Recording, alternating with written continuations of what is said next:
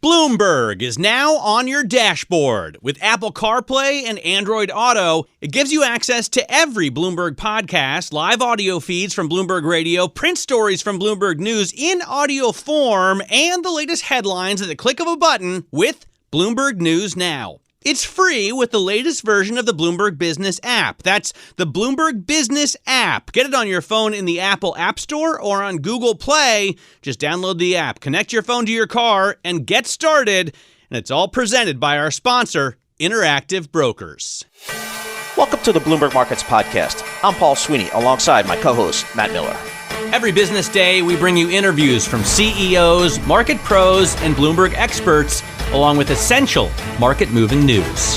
Find the Bloomberg Markets Podcast on Apple Podcasts or wherever you listen to podcasts and at Bloomberg.com/podcast. All right, let's get out to Vegas to the craps table at Bellagio, the high rollers crap table, which is where I tend to sit. Ed Ludlow's out there, ostensibly at the CES conference, the Consumer Electronics Show, or as I like to call it, the auto show, with some gadgets around it. Ed, right. What's the buzz out there in Vegas this year? Is it pretty much AI driven across the board? Yeah, I put a newsletter or a column out this morning saying it's AI everywhere and not necessarily in the ways you'd expect. Just on something you just said, there is a heavy automotive presence here, and we can get into that. But I think there are two kind of key things. You're seeing this kind of abstract conversation around AI, and particularly generative AI, translate into real world things. So for example, I spent the afternoon yesterday with Walmart. And if you are an iOS user or you have an iPhone, you bring up your Walmart app, you no longer have to search for hot dog buns or beer specifically by brand. What you can do is go into their generative AI tool and say, I am hosting a Super Bowl weekend party. What should I buy? And it will list a complete shopping cart for you ready to go. Nice. Then you have the option to click it. So that's kind of a real world manifestation of AI. I know, what? Who needs that? Actually, it works really well. Yes. For the demo I did. Well, I like the Englishman. I like the Englishman hosting the Super Bowl party. That's it. Guys, as you know, I am a fair weather 49ers fan. I have no interest. But it's an interesting experiment to do. The other side of it as well is that there are dozens of pieces of consumer devices or hardware where the selling point is AI, and that looks different in different ways. Making it easier for us to shop and spend money. Yes, that's what they're doing. They're good at that. And so Paul had mentioned about how there's more car companies there. Car is a big thing. We spoke yesterday about this Goodyear tire that was released. If you could tell us a little bit more about this, because I hadn't even realized that EVs really wear and tear on those tires a lot faster. Yeah, something that happened just before the pandemic is that the kind of classic car shows, think about the Detroit Auto Show or the Munich Auto Show, had kind of lost their shine. And you saw companies choose CES to be the place that they unveiled their EVs. 4 years later, that's not necessarily true. Honda did unveil its next generation EVs here. And Honda's important, right? Many Americans drive a Honda. But when I spoke to the CEO about the plan, he basically told me we don't really have a plan. We just know that sometime in 2026, this EV concept we've shown you just now may or may not appear on US roads, which didn't fill me with confidence. And then away from that, it's all about automotive tech. Think about advanced driver assistance, driving safety, the experience in the cockpit. Mercedes were on the show with me yesterday, and they've brought a virtual assistant into the Mercedes cockpit, where you literally say to Mercedes, I'm driving home, hey Mercedes, I need to shop, go to Walmart, put some stuff in my basket. By the way, there are other retailers and big boxes available other than Walmart. That was just one example. Right. So Ed, I mean, it's just, I know I can see from the background you're in the exhibit hall here. What's the traffic been like there, and kind of what's the makeup of the crowd? Because when I went, I was surprised at how global the attendance really is at this. We get people from everywhere come to Vegas. Yeah, the data gives us a good read on post-pandemic business travel and some insight into the economy, right? There are 130,000 attendees expected for this year's CES. That's up from about 115,000 last year, but it's still significantly below pre-pandemic levels in terms of footfall and attendance. The international angle is interesting. 1/3 of all attendees this year have come from overseas. And, you know, just anecdotally, when you fly into the airport, when you're waiting for a taxi, when you are in the casinos, there is a real sense that actually there is strong attendance this year, strong spend, and that business travel component is back. And when I speak to sources, the reason why is very clear. It's speed dating. And I mean that seriously. If you are the CEO of a big company, or you are trying to meet with a CEO of a company, everyone's in one place for just 2 days. Get it done. Yeah, that's a great point. And what's the sense of, one of the things I think a lot of people are trying to get a hold of, particularly investors, is, this AI is such a new growth driver for technology. How much of it is incremental spending, do you think? I mean, do you hear companies saying, we're amping up our tech spending because of AI, or is it kind of replacing other tech spending? You get any sense from the companies out there? Yeah, it's definitely a case of prioritizing rather than increasing overall spend. We've seen this particularly on cloud spend, right, where a number of companies will say, okay, we have to be involved in AI, so we're adjusting the proportion that we're spending on compute power versus data storage, for example. There is really interesting ways that it manifests itself. Bear with me on this one. I spoke to L'Oreal CEO, Nicolas Hieronimus, and they have a new device. The device is in beauty stores. It registers a reading of your skin. And that sounds abstract and silly, but the reason that AI is important and they've invested in it, they're saying that if you're a human in a store that's buying a L'Oreal product and you go up to the counter and speak to another human, there is a 9% chance that sales rep converts the sale.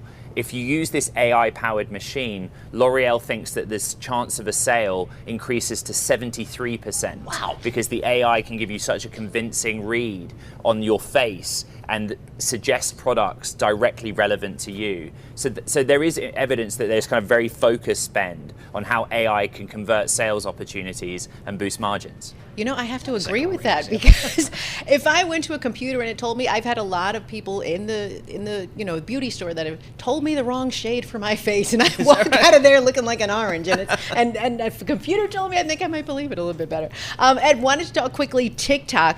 A lot of companies teaming up with them. Now we're hearing Google is doing it to stream those videos from your phone to TVs. Yeah, so broadly, Google's whole CES thing was the ability to take content from the cell phone, stream it to the TV. They're taking on Apple's AirPlay in that respect. But the TikTok tie-up, God, that's a tongue twister, is an interesting one, because this time a year ago, we were lamenting the fate of TikTok in this country, that it was going to face seriously regulatory and government scrutiny. Now, in the space of a week, it has a deal with Peloton and it has a deal with Google to amplify the distribution of their content and also TikTok's content. And it just shows there's a bit of traction going here. And remember, there are a lot of users of TikTok in this country who don't necessarily have any interest in that regulatory scrutiny that we reported so much on last year. Hey, Ed, thanks so much for joining us. Great color, as always, from the floor of the Consumer Electronics Show out in Las Vegas. And as Ed was just reporting, everybody is out there, not just tech companies, but pretty much every CEO is out there, because technology impacts their companies one way or the other, and they need to be out there. Ed Ludlow, he's the host of Bloomberg Technology, is reporting live from the event space, the event hall out there in Las Vegas. You're listening to The Tape. Catch our live program, Bloomberg Markets, weekdays at 10 a.m. Eastern on Bloomberg.com, the iHeartRadio app, and the Bloomberg Business app, or listen on demand wherever you get your podcasts. All right, let's talk about Boeing here. This is really I love this company because to me, it's always seemed like a real symbol of American engineering, ingenuity, leadership. You think about the amazing facility they have out there in Seattle. When you're driving on the highway from the SeaTac Airport into Seattle, you just kind of pass it by. It's just mile after mile after mile of their facilities there, and jets all over the place. Just amazing. But boy, they've had some real challenges over the last really 3, 4, 5 years, and the latest being with this 737 MAX jet with a side blowing out. George Ferguson, he's the senior aerospace airline analyst for Bloomberg Intelligence. He follows this company very, very closely. George, what are we hearing from the company today about where they are in terms of, I guess, kind of getting these birds back in the air here, and maybe kind of what their thinking is about what happened? So I think we're still waiting to hear from the regulator, from the FAA, on an agreement on the inspection plan to get the airplanes back into the air. it's a fast moving story. So I don't know that I may have missed something in the last couple of minutes, but I still don't think we've agreed on an inspection plan yet. And yesterday, what I think we heard was there was an all hands meeting. Where CEO Calhoun told the employees that they had to sort of own up to their mistakes, I guess was what he kind of said. So sounded a little bit contrite there, but I think that's the latest for us. The biggest issue is, will this spread past the 737 MAX 9? If it goes and you end up having to park the MAX 8 fleet, that would be a major issue. Right now, we don't see that happening. It looks like it's not going to interrupt deliveries, I think, for 2024 in the form it is right now. And that's what we're watching very closely too, right? Because if that impacts the potential for deliveries, we'll have to start to knock those down, and that changes cash flow, income, all those great items that we focus on in the markets. Now, George, yesterday we heard from CEO Dave Calhoun. He was basically kind of fighting back tears. He was kind of owning up to the company's shortcomings. What was the reaction to that? What did people think about his reaction? And also, we haven't heard from the supplier much as well. Yeah, I mean, I guess from the supplier put out a press release. I think it was Monday morning. Well, Spirit Air Systems, the supplier. We're not sure that it necessarily happened at Spirit Air Systems. They do make the fuselage. We do believe they put the plug in there, but Boeing may take the plug out to load the airplane. So, but they seem to be much slower in doing much of anything and letting Boeing take the lead. I think that's probably fair. It's Boeing's airplane.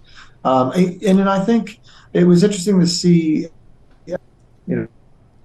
this whole issue, but I think at the end of the day, everybody's still trying to figure out where the problem is, how far it reaches, and what the financial, what the travel impact is. So there wasn't a lot new in that, just that it seemed like maybe he was indicating that it was going to be Boeing's fault or Boeing supplier's fault at the end. So at the end of the day, George, Boeing's the name that's on the plane here. I mean, what's the feeling within the aerospace circles that you travel in, George? I mean, I know you go to all the air shows, you talk to all these buyers, the folks that lease these planes. Does Boeing have a real fundamental engineering / manufacturing problem, do you think? I think that sense is in the aerospace circles, that there is a fundamental problem.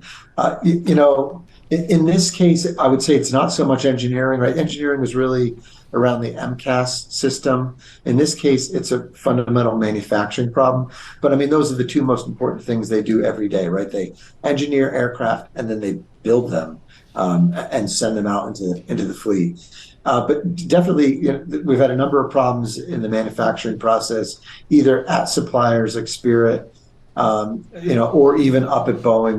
We had bolts loose on the back of rudders of aircraft that came out in the news over the holidays. It really feels like the stability isn't there in the build process, and it's something that Boeing really needs to get really its arms around quickly. I mean, I thought they would have felt this way mid-year last year, right? Everyone talking supply chain, you'd think they've been digging into Spirit Air Systems, digging into all their suppliers to make sure there's stability there. It's a very, very challenging process. There are lots of suppliers, there are lots of parts that get put together to make an airplane. But I think this just re-emphasizes the fact that they really have to dig into their supply chain and their suppliers and make sure they have stability in this manufacturing process if they want this recovery to continue in the company's delivers. So, George, we've been hearing about this every day. We're hearing some more information about it. What does all this bode for Boeing's earnings? I mean, how are they doing before, and how do you expect them to be? Yeah, so we're not ready to take down the number of deliveries we think they can make in 2024 based on what we've seen so far. Again, I think if we saw the grounding stretch to the MAX 8, that would be very, very concerning.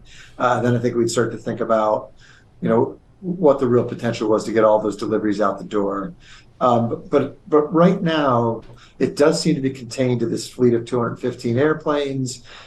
We've heard a couple instances where there were other loose bolts, but we haven't heard it's absolutely widespread. And the inspection that they need to do, the last we heard on it was a 4 to 8 hour inspection. That's not horrible. Something that ought to be able to be done in a couple months to get the rest of the fleet going.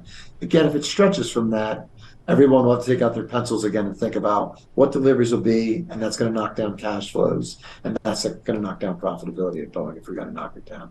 George, is there concern here among investors and just observers that the federal government, Congress, from a regulatory perspective, might take a look at Boeing and put Boeing in its sights here? I mean, Congress has done that once already. Okay. They are the national aerospace champion, and if something is amiss at Boeing, I think it does not bode well for America. So I wouldn't be surprised to see Congress dig in. They take a little bit of time. There's even some concern. The FAA has had its challenges. It's been short-staffed. It's had turnover issues, and they've been maybe a little more intense on some of these issues. I guess that's a good thing when it comes. It's definitely a good thing when it comes to safety. Right now they seem to be. I imagine if the right way to put this is they'll take this as far as they think they need to do to preserve their reputation, which got muddied in MCAS, which may be even further given that history. And George, yesterday, the chief safety officer, he was right alongside the CEO. Talk about a pressure position. I mean, his position was created after those 2 fatal crashes about 5 years ago. So what do you think, what's his thought process? What's going through his mind now? I think the supply chain it's like an octopus, and that's got to be the hardest job inside Boeing, right? Or inside any company, especially Boeing. And I'm sure he's not getting a lot of sleep at night thinking about all the different things that can go wrong. It's like whack-a-mole, right? And my sense is that's what they've been doing. They've been finding problems, fixing them, and as they do that, they look to the right, and there's another one rising up that they've got to manage. It would be nice if they got some stability inside these workforces. I think the turnover is getting better. The longer you keep that better turnover, the longer folks are on the line, getting trained, doing the job, numbers of repetitions, the better it's going to get. But right now, it looks pretty rough, right? That's a really hard job. All right, George, thanks so much for joining us. We always appreciate getting your insight here on all things aerospace, airlines. That's George Ferguson. He covers the aerospace and airlines industry for Bloomberg Intelligence, decades of experience. You're listening to The Tape. Catch our live program, Bloomberg Markets, weekdays at 10 a.m. Eastern on Bloomberg Radio, the TuneIn app, Bloomberg.com, and the Bloomberg Business app. You can also listen live on Amazon Alexa from our flagship New York station. Just say, Alexa, play Bloomberg 1130. Consumer Electronics Show, the CES out in Vegas. 130,000 tech geeks get together out in Vegas and look at all the new gadgets and stuff like that. I've actually done it many, many times. It's a lot of fun out there. But boy, there's crowded. You got to wait long lines to get a taxi. Do you go for the tech or for Vegas? Both. Let's be honest. I go to the craps table at Bellagio, and they know exactly where to find me if you're looking for me. We got some smart people out there. Mark Douglas, the CEO of Mountain. We've talked to him a lot about the digital advertising space. He joins us here, along with Mark Penn, president at Stagwell and a former chief strategy officer at Microsoft.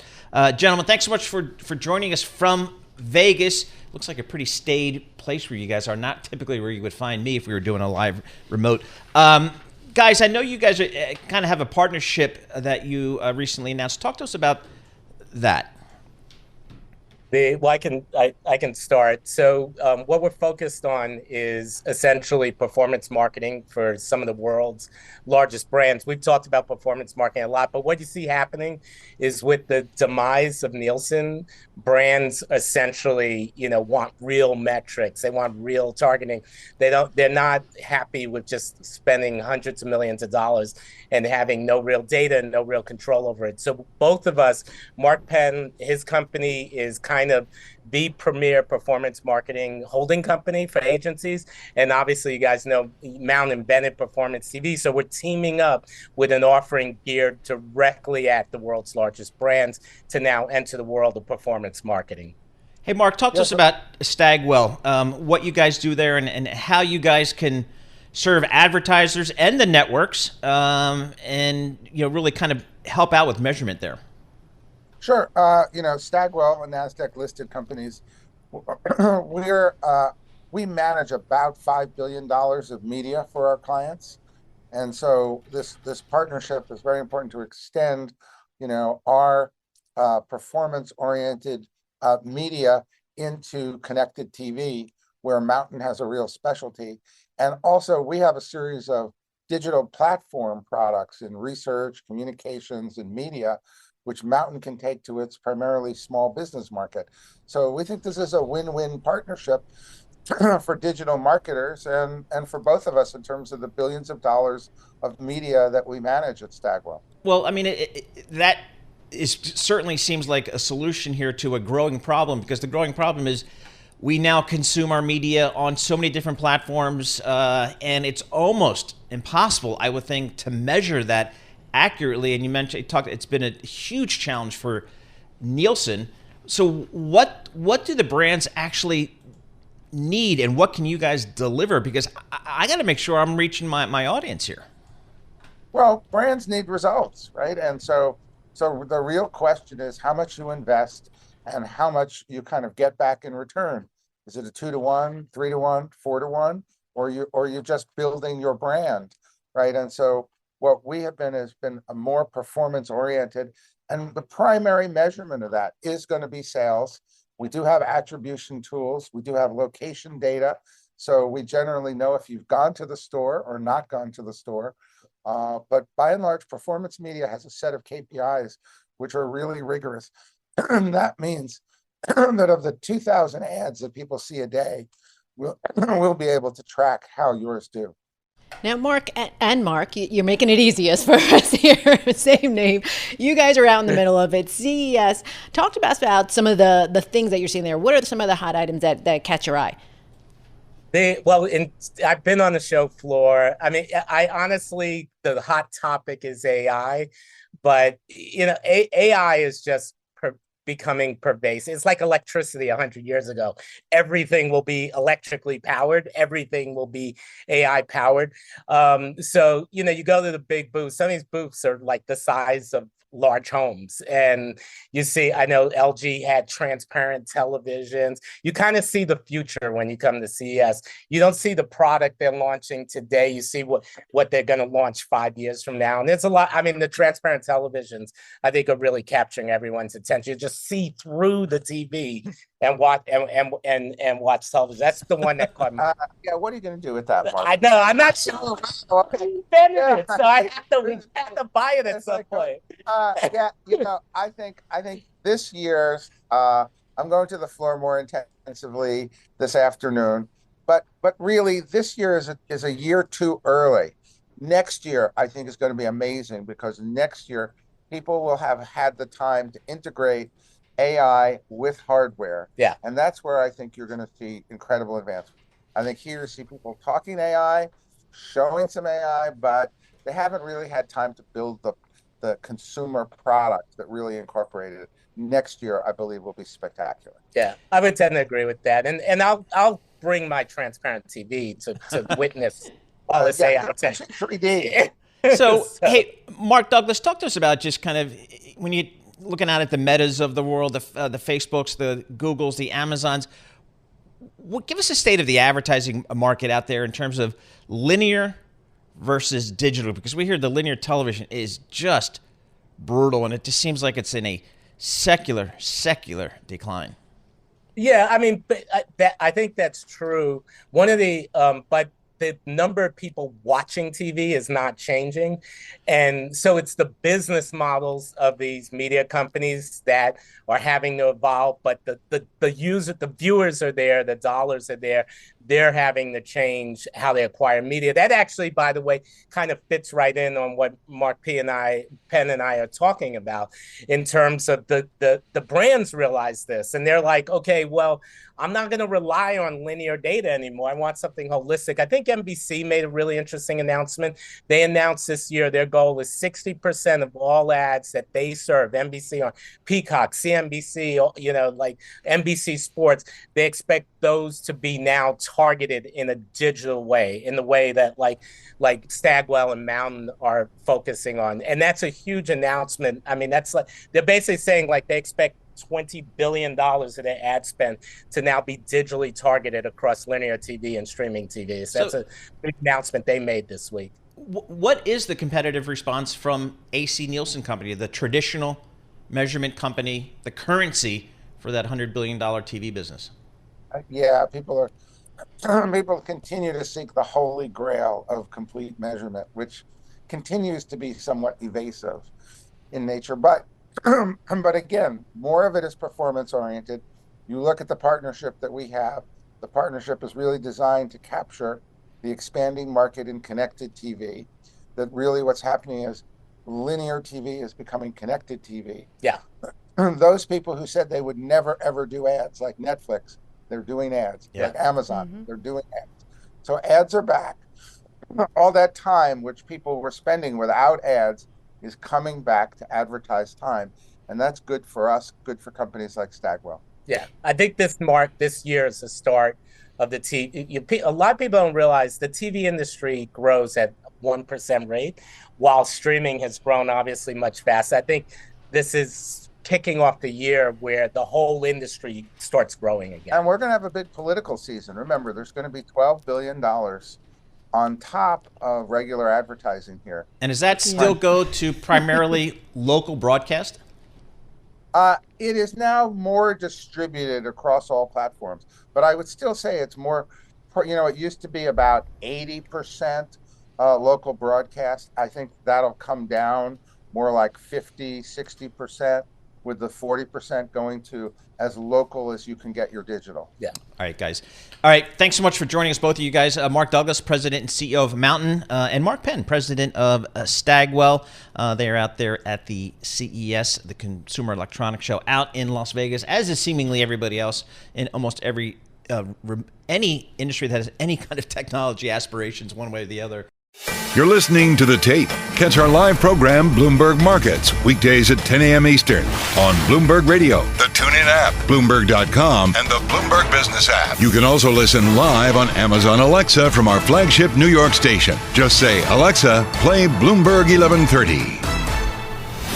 I'm looking at Bitcoin, 45,400, pretty much unchanged on the day. I think today's the day where the SEC is going to give us a thumbs up or a thumbs down on the spot Bitcoin ETF, which people have been, particularly in the crypto space, are really, really waiting for, because that would be a real seal of credibility here in the U.S. trading, at least.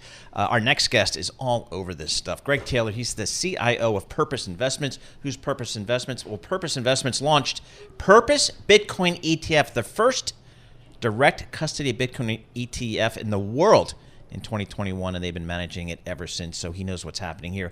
Hey, Greg, we all got a head fake yesterday. First of all, thanks for joining us, Greg. We all got a head fake yesterday with, Twitter, X, whatever it is, putting out a tweet that maybe they did get the approval, then apparently was not. What do you expect to happen today with the SEC? Yeah, I think the excitement yesterday was kind of on brand for crypto. Probably didn't surprise anyone too much, but I think this is a space, and at the end of the day, it does feel like the SEC has run out of reasons not to do this ETF. So it does feel like today was the day we're going to get the approval. It seems like a long time coming. Canada approved the ETF almost 3 years ago, and I think we've had a pretty good track record all the way through. So it feels like today is the day we'll get the announcement that the SEC has made the approval, and I think that's a good stamp of credibility for the entire space. Now, Greg, take us through this approval process. I mean, there's a lot of moving parts for that. Can you walk us through it? Well, I think the big thing I can speak to is the way the Canadian regulators did. And they were really trying to make sure that we had a good, safe ecosystem. And really, when we initially launched or applied for a crypto ETF back in 2016, the OSC, the Ontario Securities Commission, declined that at that point in time, because they thought the space was really not up and ready for it to happen. A lot has happened since then, and I think the exchanges have gotten better. The whole ecosystem has gotten stronger. And when we got our green light to go in February 2021, it was all about working with the regulators to show that that this is something that you can invest in, that it's going to be a lot safer for the average investor to get access to this through an ETF versus just buying through a crypto exchange. And I think that proved out in 2022 when we saw a number of exchanges fail and a lot of people lost money and had a bad experience in the whole crypto ecosystem. But those that had exposure through a regulated ETF on a good regulated exchange were able to just deal with the price volatility instead of the whole financial system collapse. So, Greg, you guys, again, you're the ones with the experience in this with your Purpose Bitcoin ETF. Talk to us about your ETF, kind of how has it evolved in terms of assets and just kind of how it trades, and give us some sense of how that's been.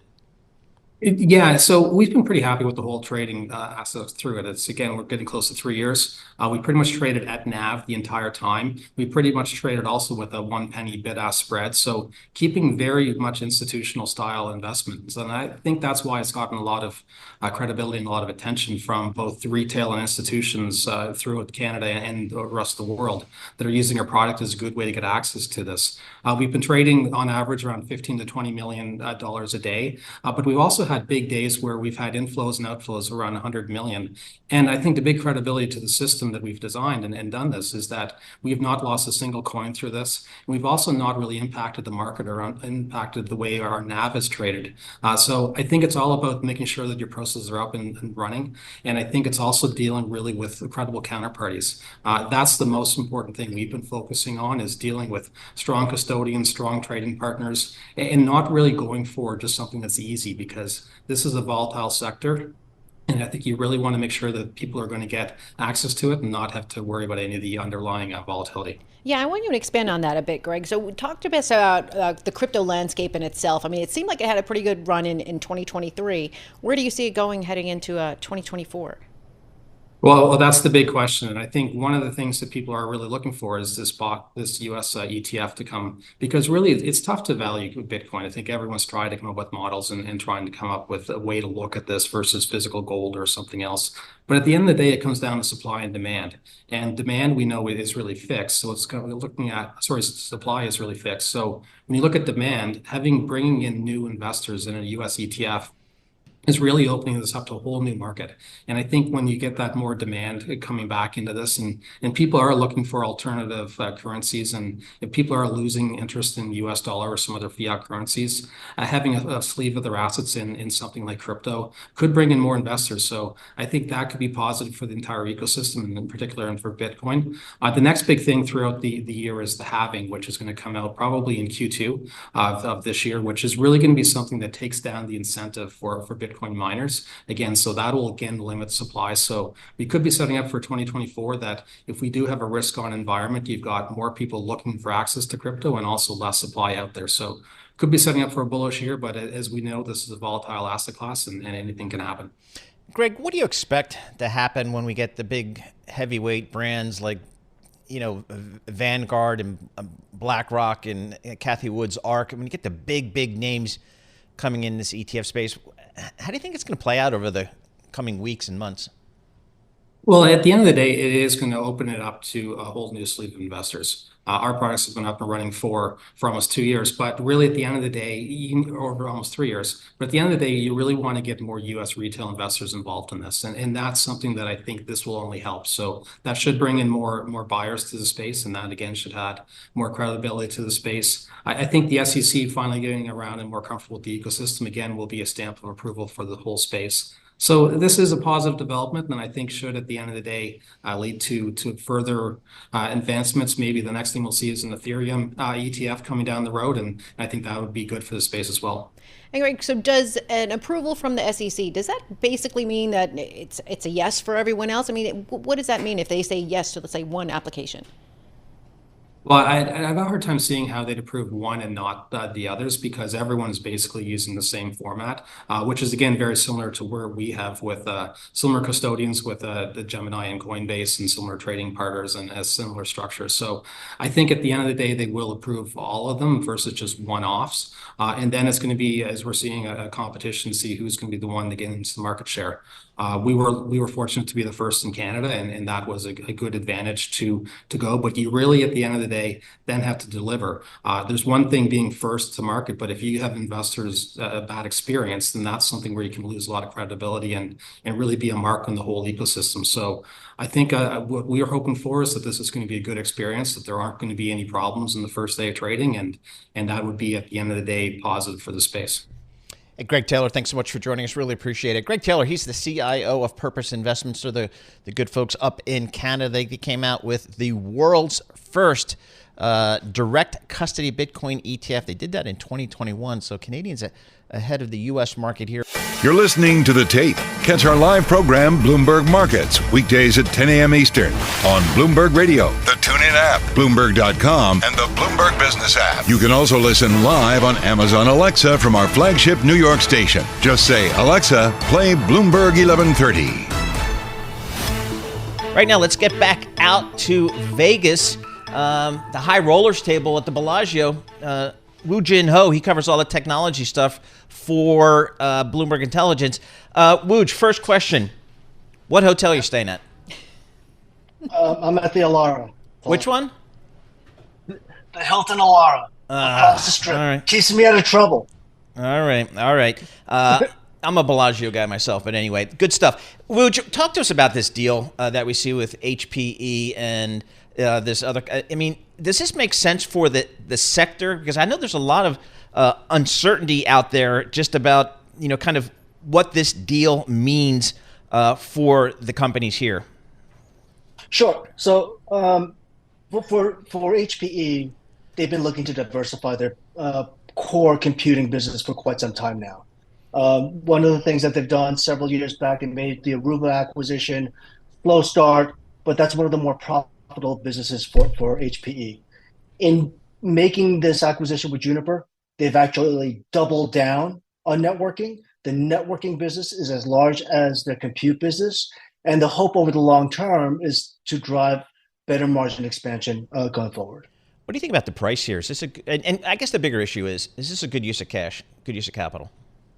That's a really good question, and I think that's one of the reasons why investors were not too happy, reflected by the share price, right? I think there was an expectation of some money coming due from the H3C divestiture, roughly about $3 billion, coming back into better capital returns. Now that being said, the question is that with that $14 billion used for Juniper, will that drive multiple expansion? Let me give you a case in point. If you think about traditional Dell, HP, and HPE, they trade roughly around 8 to 9 times forward earnings. The networking guys on average trade roughly about 15 times forward earnings, 15, 16 times. If it goes back, if we start reverting to the mean to the two multiples, you could probably get about a 30% valuation bump if this deal works out for HPE's favor. Wooj, is that the sphere behind you? Yeah. That is very cool. That is the sphere. That is very That's why cool. I picked this hotel. That's why I picked this hotel. Very good. I mean, I got to get out there because it looks really awesome out there. So anyway, all right, Jin Ho, thanks for taking some time out there. I'll let you get back to the conference floor there. Thanks for listening to the Bloomberg Markets Podcast. You can subscribe and listen to interviews at Apple Podcasts or whatever podcast platform you prefer. I'm Matt Miller. I'm on Twitter at MattMiller1973. And I'm Paul Sweeney. I'm on Twitter at PT Sweeney. Before the podcast, you can always catch us worldwide at Bloomberg Radio.